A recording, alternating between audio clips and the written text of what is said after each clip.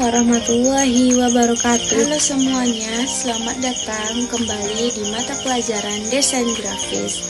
Hari ini kita sudah masuk ke pertemuan ketiga, di mana kita akan membahas topik yang sangat penting, yaitu unsur dan prinsip dalam desain grafis. Kenapa ini penting? Karena setiap desain yang kita lihat, entah itu poster, logo, kemasan produk, bahkan desain media sosial, semua terbentuk dari unsur dan diatur dengan prinsip. Bisa dibilang, tanpa memahami bagian ini, kita dapat kesulitan menghasilkan karya desain yang baik.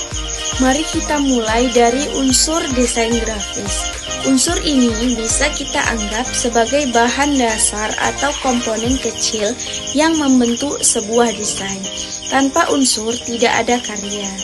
Unsur-unsur itu antara lain, yang pertama garis. Garis bukan hanya sekedar coretan, garis bisa lurus, melengkung, tebal, tipis, dan masing-masing memberi kesan yang berbeda.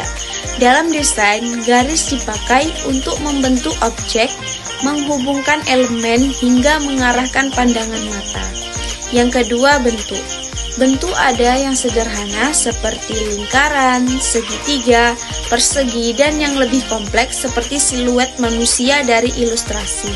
Bentuk bisa 2 dimensi seperti gambar di kertas atau 3 dimensi seperti model 3D.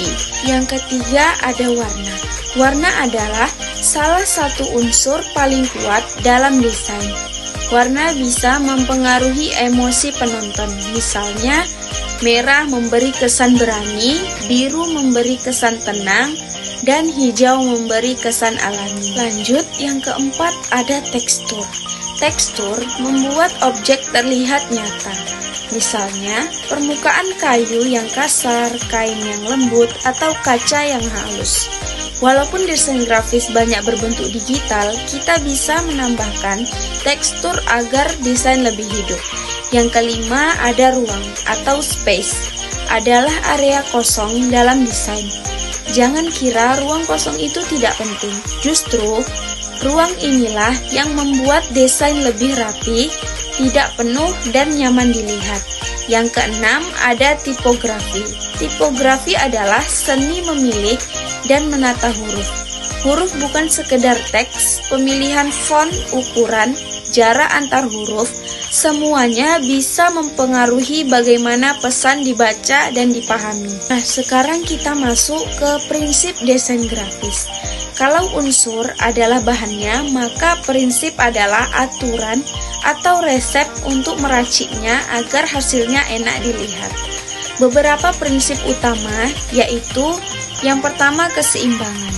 Sama seperti menata barang di ruangan, desain juga harus seimbang.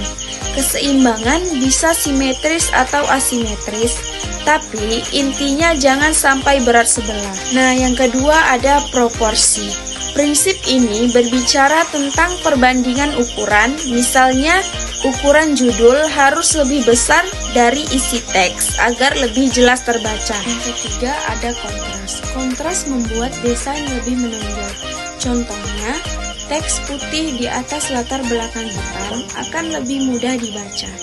Kontras bisa berupa warna, ukuran, atau bentuk. Yang keempat ada kesatuan. Semua elemen dalam desain harus terlihat saling mendukung. Misalnya, jika kita membuat poster tentang alam, maka warna, tipografi, dan ilustrasinya harus konsisten agar menarik. Yang kelima ada ritme.